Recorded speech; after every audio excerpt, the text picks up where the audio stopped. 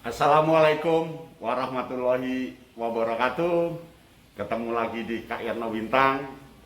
Kali ini karena tidak ada orang, saya buka ya. Kita bertemu lagi dengan bagaimana peran pelatih dan pembina pramuka dalam tatanan kenormalan baru. Apakah pasif, apakah aktif, apakah produktif, apakah inovatif. Berikut beberapa saran yang perlu saya sampaikan berkaitan dengan era COVID-19 ini. Bagaimanapun, ini adalah wabah dan kita harus berani mengatasinya. Tapi dengan cara apa? Pramuka jempol dalam menanganinya. Berikut langkah-langkahnya. Yang pertama yang harus dilakukan adalah menaati protokol kesehatan. Jadi protokol kesehatan menjadi acuan utama digunakan dalam kegiatan kepramukaan. Protokol itu kaitannya dengan menggunakan masker, jaga jarak, sementara tidak bersentuhan dengan orang lain, cuci tangan, lalu perlengkapan pramuka, tempat-tempat latihan disemprot dengan disinfektan, dan ikuti anjuran pemerintah karena pramuka itu memang berjanji untuk bersungguh-sungguh menjalankan kewajiban, salah satunya terhadap Negara Kesatuan Republik Indonesia, artinya patuh pada pemerintah. Jadi langkah pertama yang harus dilakukan oleh pelatih dan pembina pramuka adalah patuh pada protokol kesehatan, kemudian baru dikreasikan bentuknya seperti apa. Berikut langkah kedua.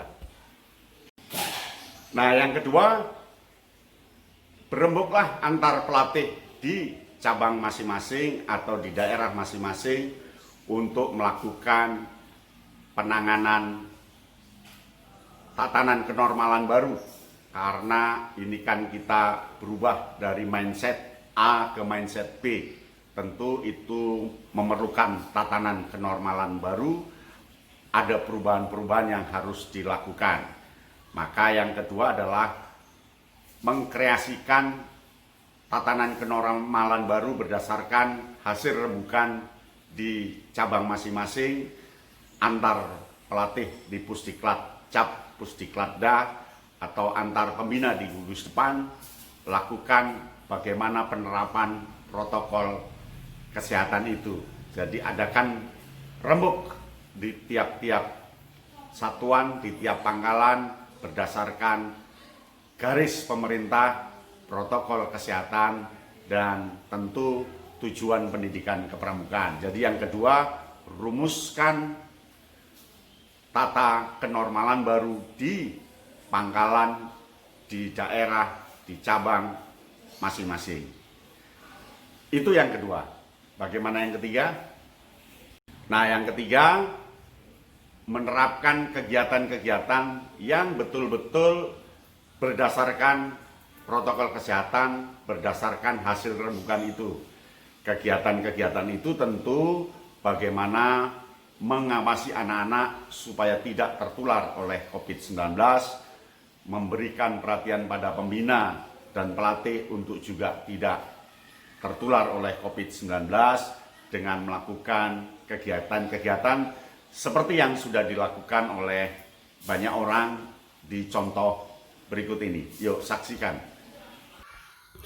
Berikut contoh-contoh yang sudah dilakukan oleh teman-teman pramuka dengan membuat poster untuk warcapnya masing-masing, untuk pangkalan gugus depan, dan poster itu disebarluaskan lewat media sosial, grup-grup WA mereka, Twitter mereka, Instagram mereka, semuanya mencakup ke adik-adik, sehingga adik-adik mendapatkan informasi memang berdasarkan informasi pasti dari pembinanya, bukan informasi yang bisa jadi hoak.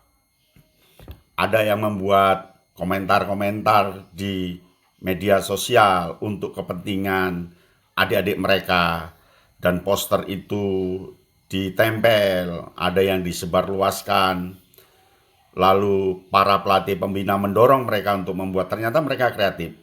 Kemudian adik-adik disarankan dari rumah sudah memakai masker.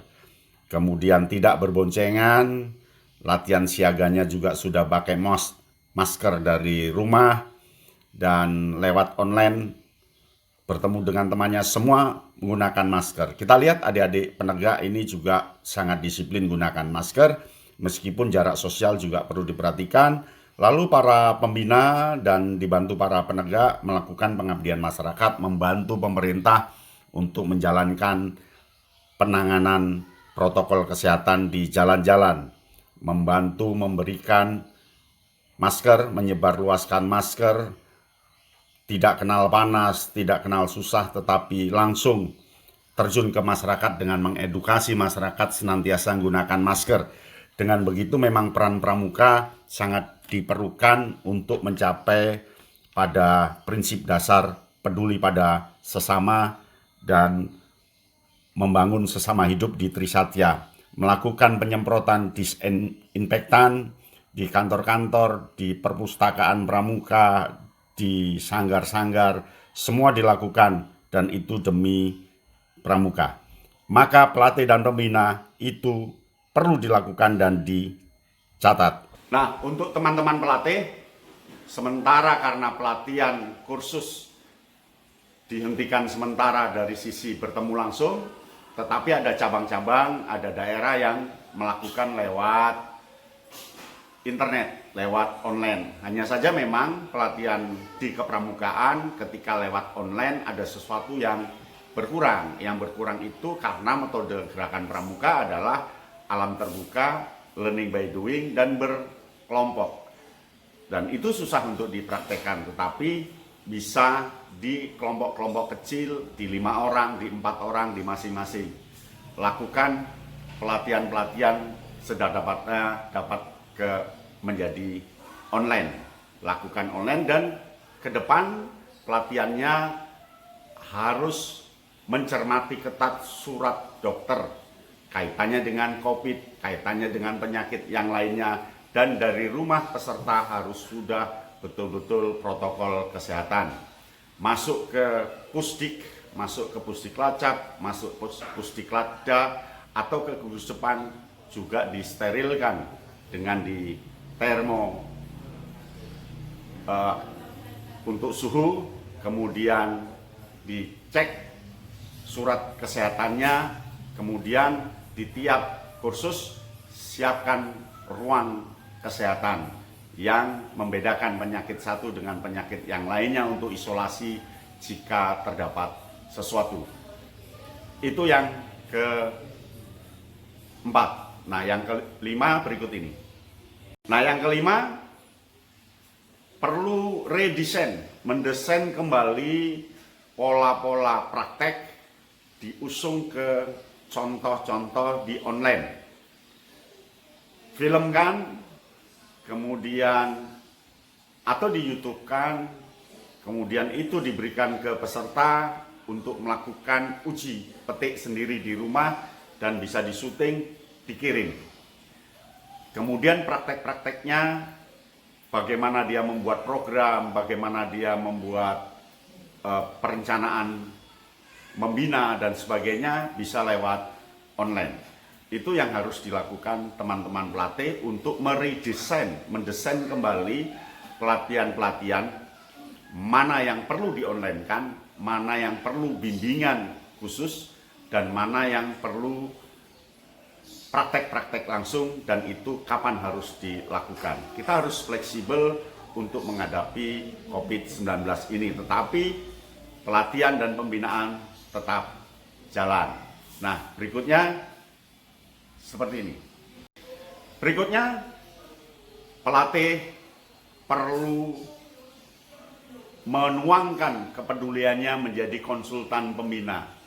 Selama ini karena pembina juga di rumah, bekerja dari rumah, pelatih bisa mengecek pembina itu sejauh mana melakukan langkah-langkah membina pramuka. Untuk pembina juga dicek peserta didiknya selama ini siapa yang kurang SKU-nya berapa pasal, SKK apa yang perlu ditempuh, hubungi mereka, siapa tahu bisa dilakukan di rumah.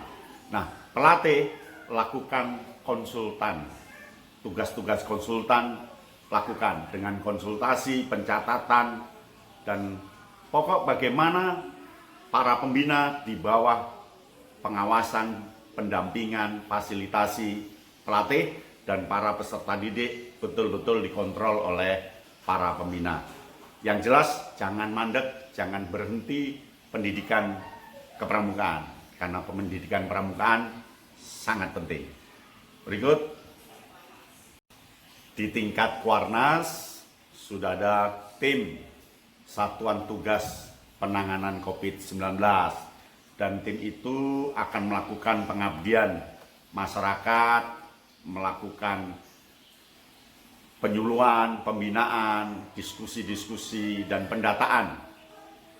Nah, tetapi yang paling penting adalah di tingkat gugus depan, di tingkat ranting, di tingkat cabang, di tingkat daerah, para pelatih bergerak untuk meneruskan konsep pendidikan pencegahan COVID-19 ini. Bagaimanapun, ini tantangan bagi kita dan pramuka pasti disiplin, berani, dan setia. Kemudian bertanggung jawab dan dapat dipercaya. Para pelatih, ayo turun tangan untuk menangani COVID-19. Dan yang terakhir, ini dia. Nah, yang terakhir, ini kesempatan bagus para pelatih dan pembina pramuka menulis, mencatat apa yang dilakukan untuk menjadi sebuah buku.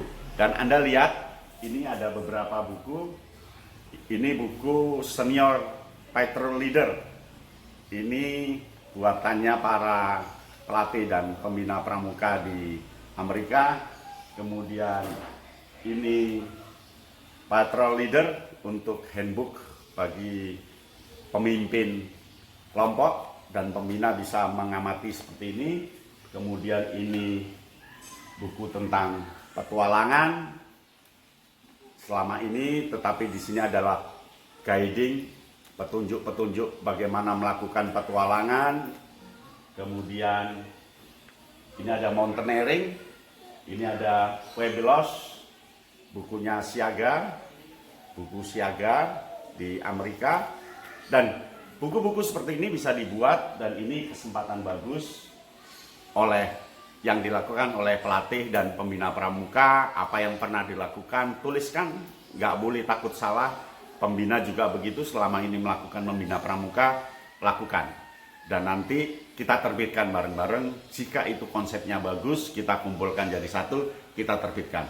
Jadi di masa COVID-19, pelatih tidak boleh pasif, pembina tidak boleh pasif. Pelatih dan pembina pramuka harus produktif, inovatif, seperti adik-adik kita inovasi membuat YouTube. Ada ratusan YouTube yang dibuat oleh adik-adik tentang penanganan COVID-19 dan YouTube itu sangat menarik. Ketik saja di situ Pramuka Peduli Corona, pasti akan keluar film-film yang bagus. Dan para pembina juga bisa membuat seperti itu. Dan buku-buku seperti ini juga bisa dibuat, nanti suatu saat akan menghasilkan yang bagus.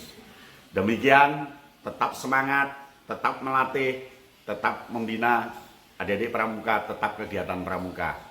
Salam pramuka, sampai di sini Kak Yatno Bintang.